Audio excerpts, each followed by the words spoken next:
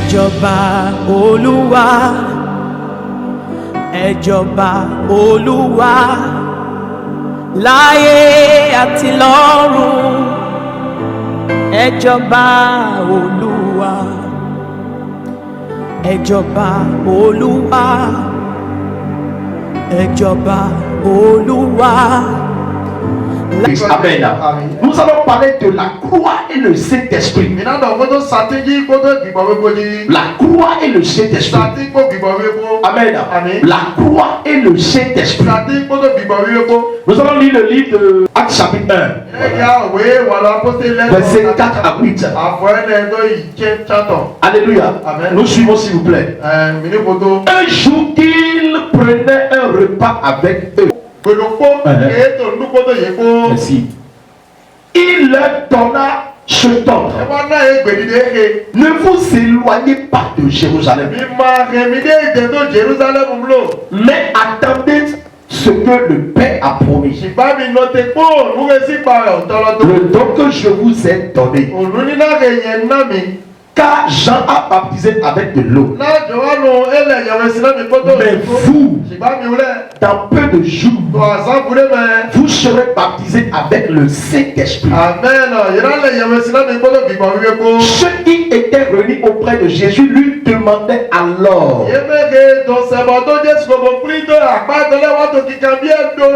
Seigneur, est-ce qu'en ce temps-ci que tu rétabliras le royaume d'Israël? Jésus leur répondit: il ne vous appartient pas de savoir quand viendront les temps et les moments, car le Père les a fixés de sa seule autorité. Amen.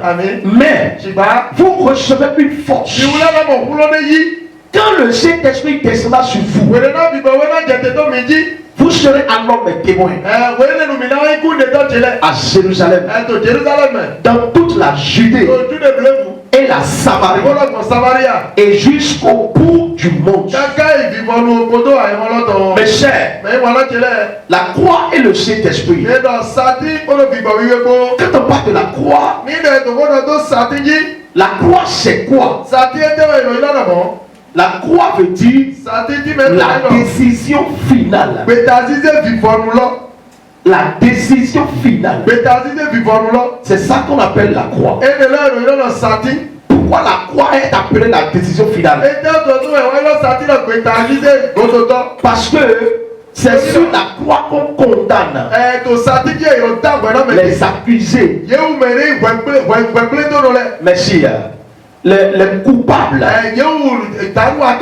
La décision finale pour eux ou contre eux, c'est de pouvoir les envoyer sur la croix,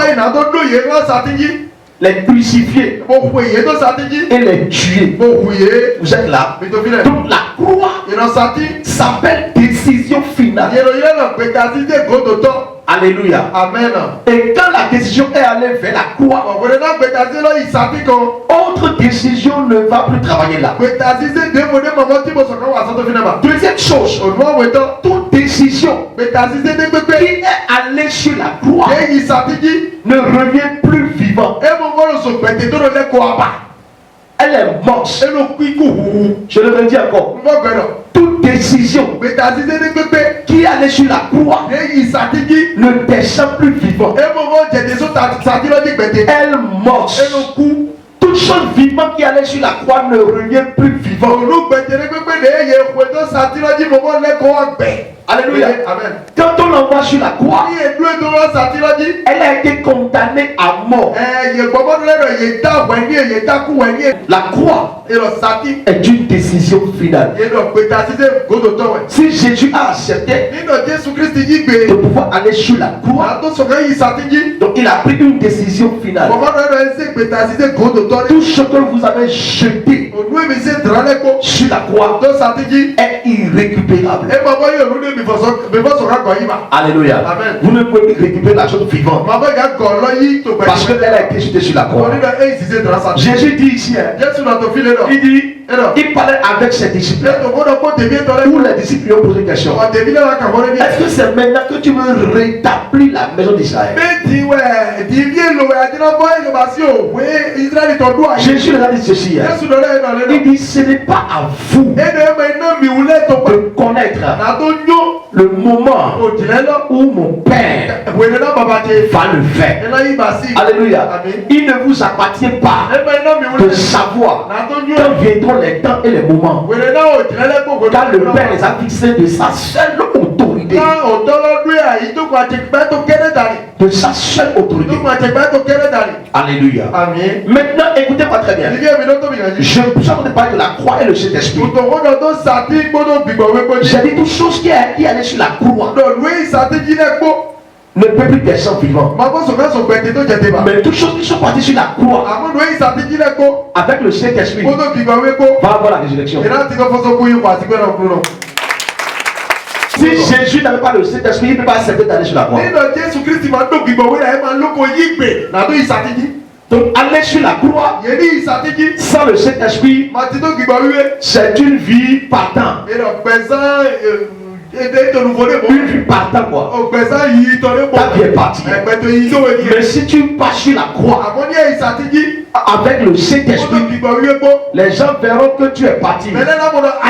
Mais le Saint-Esprit va te redonner la vie. Alléluia. Amen. Nombreux sont les croyants, hein, qui n'ont pas été remplis du Saint-Esprit.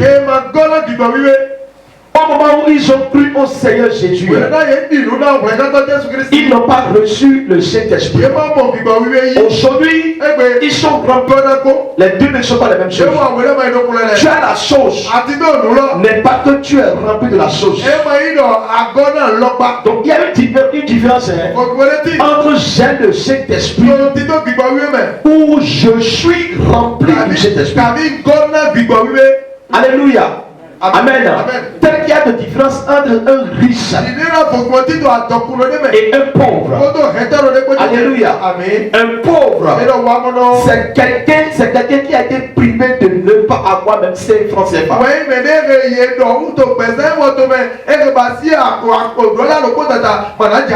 Ça c'est un pauvre. Si déjà 25 francs tombent dans tes mains, tu n'es pas un pauvre. Alléluia. Tu es là. Toi aussi tu trouves l'argent. Maintenant, il y a une différence entre toi qui a le peu et celui qui en a nombreux. Celui qui a beaucoup là, on l'appelle le riche. Mais celui qui a peu, on l'appelle pauvre. Alléluia. C'est ce que je mets dans différence, il y a une différence entre être et rempli.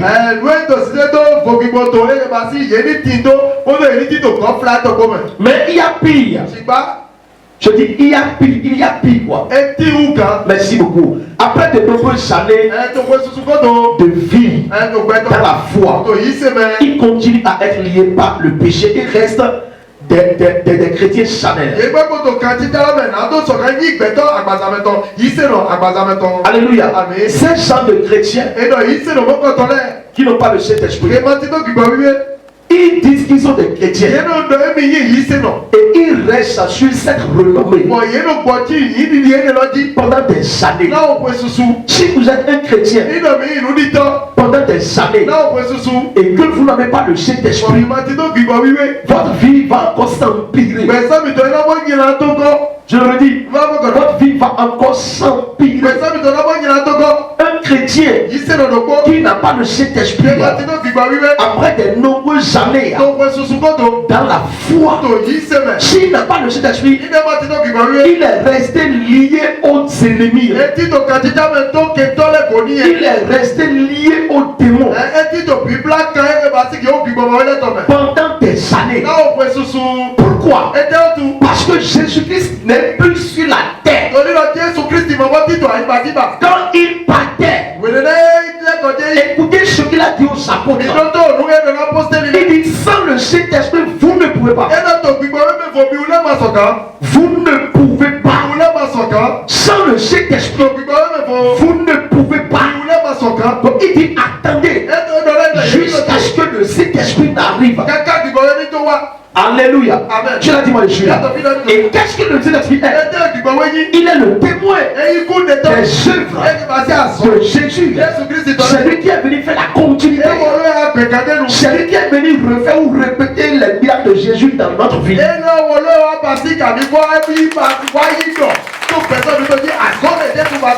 Tu l'as dit, moi, je suis là. Alléluia. Alors, je suis sûr, sans lui, nous ne pouvons rien faire. Sans le Saint-Esprit, nous ne pouvons pas dire que nous sommes des chrétiens. Le livre de Romains chapitre 8 a bel et bien dit. Il dit que la loi, il dit que la chair fait quoi? La chair l'a rendu faible. La chair a été opposition de la loi. C'est pourquoi le Saint-Esprit est arrivé. C'est pourquoi Jésus est arrivé. Alléluia. Amen. Pourquoi Jésus a dit cela? Quand vous aurez le Saint-Esprit, quand nous aurons le Saint-Esprit, le Saint-Esprit en nous, c'est ça la prière qu'on a fait tout à l'heure. Il va nous révéler tout ce qui est danger devant nous, nos exagérations. Voilà. Nos exagérations. Quand nous avons commencé par exagérer, ou bien quand l'ennemi a mis des pièges devant nous, ou bien si nous voulons aller faire des faux choix, ou bien nous voulons aller faire de faux pas, le Saint-Esprit en nous va nous révéler. Ça fait un. De deux, le Saint-Esprit en nous est là en tant que notre défenseur. Quoi? Alléluia. Quand l'ennemi va vouloir dire quelqu'un est plus fort que nous, et nous sommes après le Saint-Esprit, il va prendre vengeance. Il va prendre vengeance. Par quelle force? Je dis ici, toi c'est pas. C'est pas la force de l'esprit. Alléluia. Donc, le chrétien qui n'a pas de cet esprit est un chrétien qui a la moitié du salut. La moitié du salut.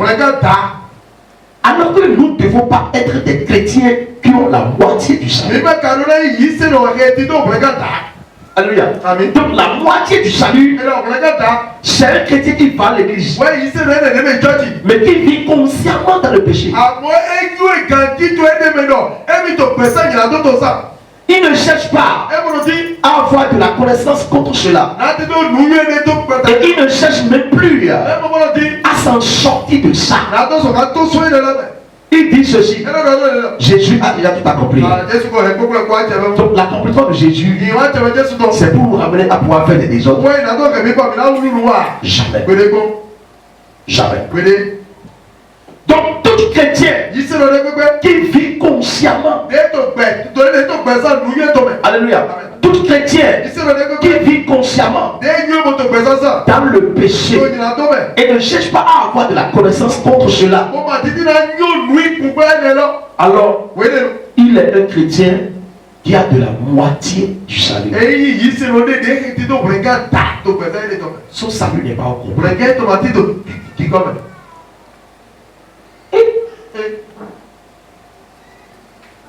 Alléluia. Amen. Son salut n'est pas au complet. Non. Parce que le péché en lui, vous savez, le péché dans un être humain est un homme qui est dans son intérieur. Merci beaucoup. C'est un homme qui est dedans. C'est pourquoi vous allez constater que si vous décidez de laisser tel péché, vous constatez que votre spirituel est mélangé. Et vous commencez à faire des rêves bizarres. Et physiquement, les affaires commencent à faire beaucoup.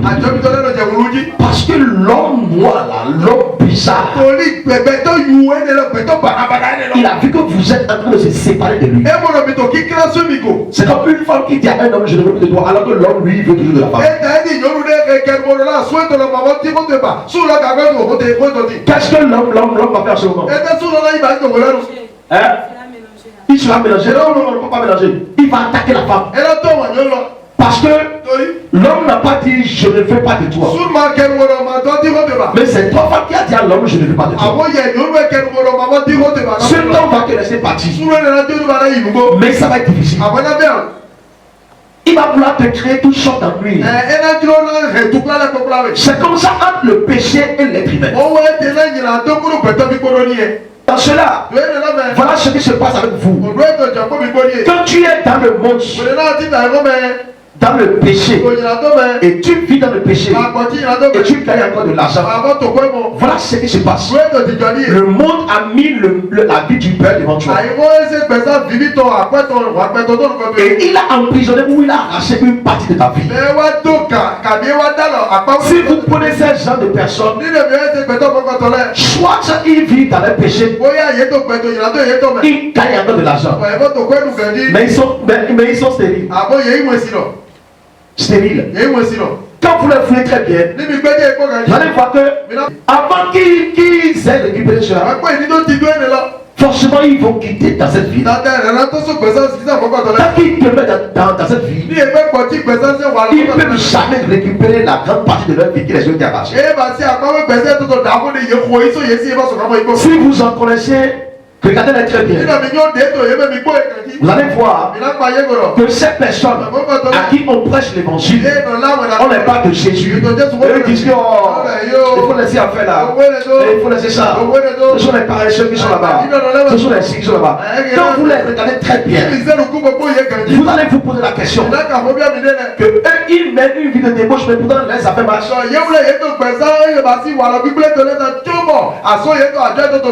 Une partie de leur vie a été sacrifiée au diable.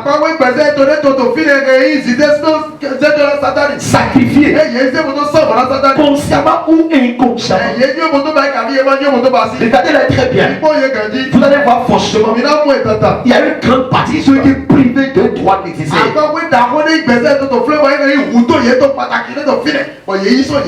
Regardez beaucoup les gens qui ont de l'argent. Soit ils n'ont pas d'enfants, soit ils ont un enfant parmi les enfants qui n'est pas un enfant. C'est ça. Deuxième chose, si ce n'est pas le cas, et il mène une vie charnelle comme ça, et puis il gagne de l'argent, et il a construit un foyer. Regardez-le très bien. Il y aura la mort chimique dans ce côté. Quel côté?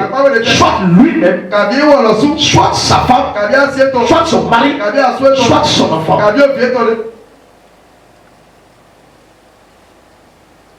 Maintenant, quand vous venez en Christ maintenant, et vous avez écouté l'enseignement, l'enseignement de Christ doit faire de vous, doit vous donner le salut complet.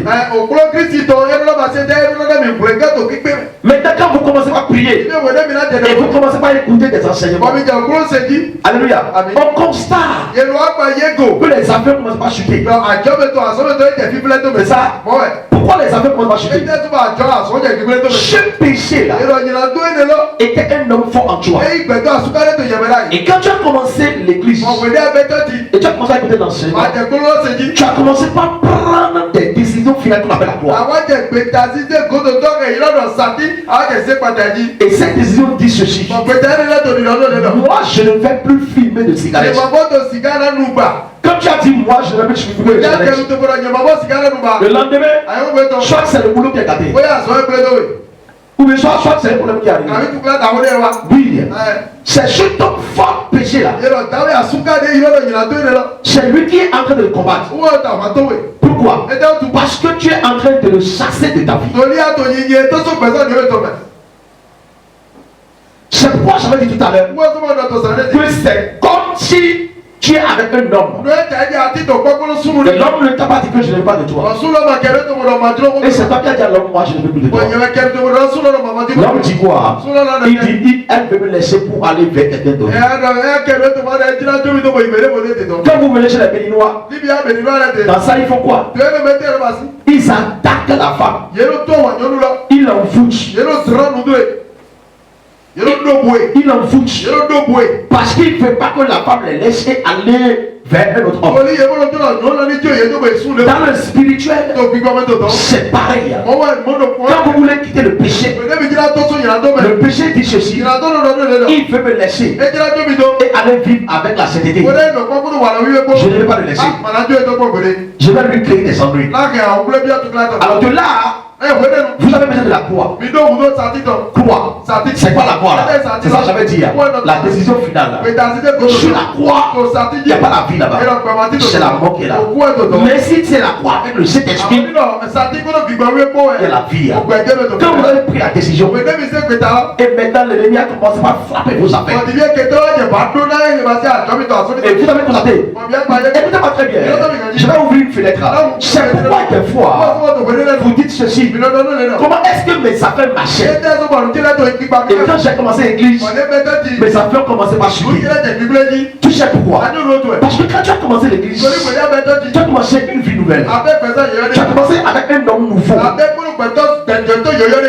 qu'on appelle le Saint-Esprit. Maintenant, l'homme ancien qu'on appelle le péché, il a commencé à te frapper à l'esprit. Il a commencé à frapper tes affaires. Parce qu'il a dit clairement: tu as pris une décision de ne plus rester avec lui.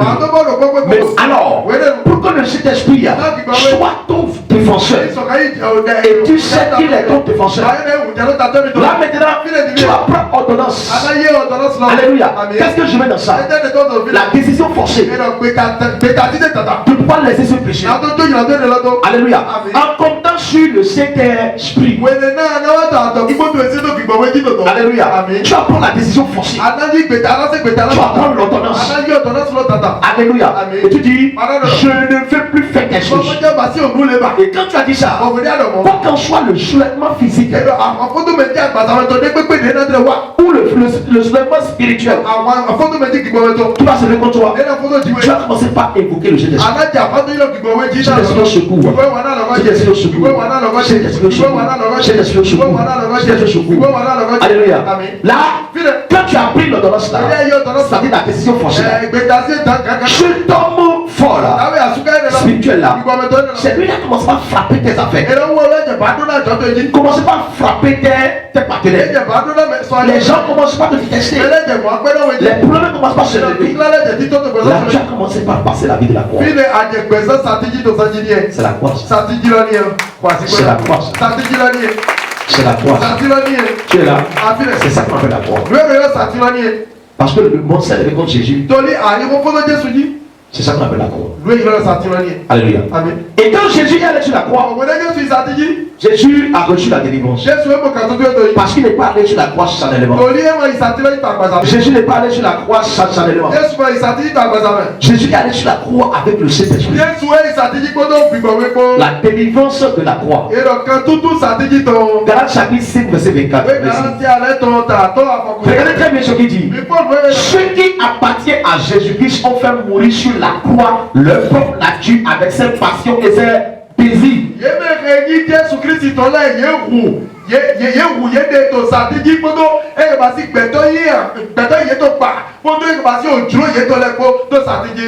Ceux qui appartiennent à Jésus-Christ ont fait mourir sur la croix leur propre nature.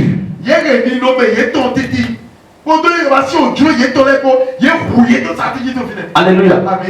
Et ça s'appelle la chair. Si la chair n'est pas crucifiée sur la croix, là tu es un moitié chrétien. Et quand nous parlons de la chair, alléluia, après avoir énuméré dans sa lettre aux Galates les nombreux acteurs de la chair,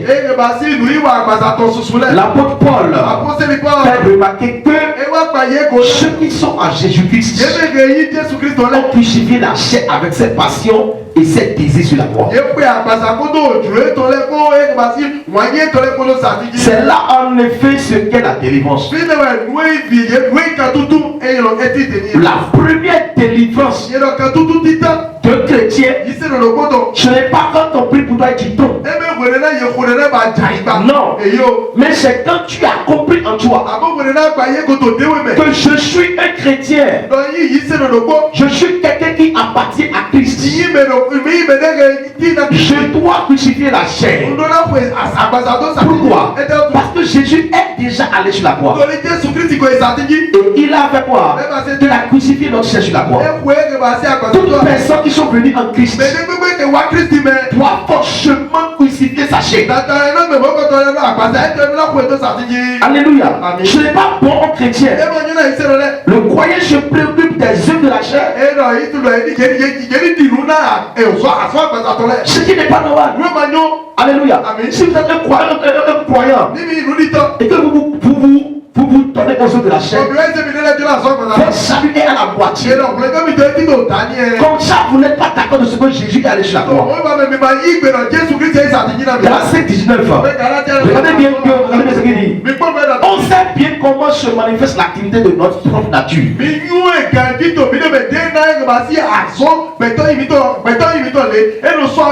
Dans l'immoralité, l'impureté et le vice. On sait bien comment se manifeste l'activité de notre propre nature. Dans l'immoralité.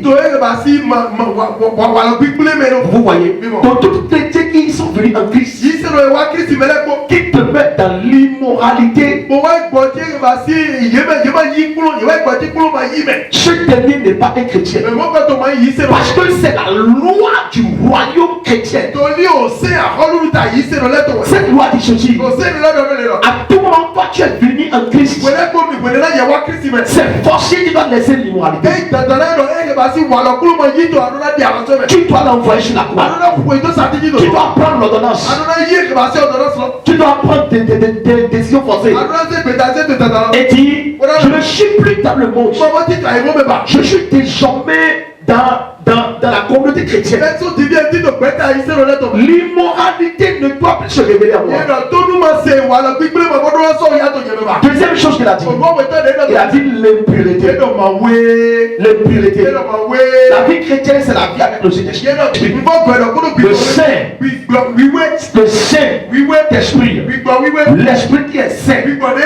Maintenant, dans le royaume de l'Esprit qui est saint, on voit l'impureté. C'est pas normal. C'est pas normal. Et c'est comme ça. On va prendre l'ordonnance sur toi.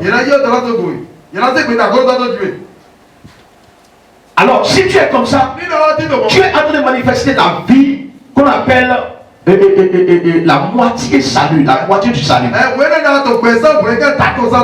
Ceux qui ont la moitié du salut, si tu cherches un démon en eux le matin, le midi le démon revient. Pourquoi? Parce qu'ils n'ont pas le salut complet. Qu'est-ce qui les empêche? L'immoralité, ils n'ont pas laissé. L'impureté, ils n'ont pas laissé. Le vice, ils n'ont pas laissé. Tant que tu ne laisses pas ces choses, tant que tu ne laisses pas ces choses, et tu t'habilles, tu viens à l'église, tu chantes, tu prêches, tu pries, tu fais accueil, tu banères, tu fais tout ce que tu veux. On ne va pas prier pour toi aujourd'hui. La prière va marcher le jour où ton salut sera complet. Là maintenant, sache que c'est toi qui es devenu ennemi handicap des bénéfices ou des bénédictions de ta vie chrétienne.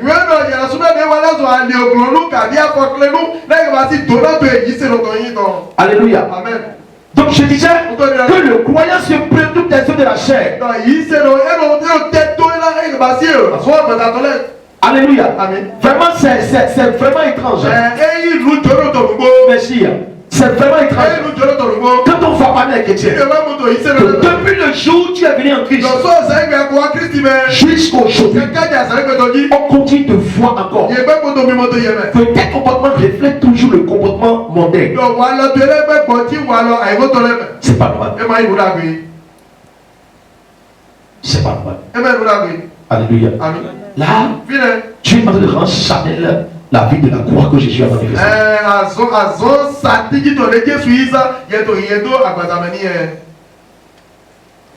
J'aimerais que tu rabaisses ta tête. Dis Seigneur, je t'en supplie. Délivre-moi ce soir. Prie comme ça dans le Jésus.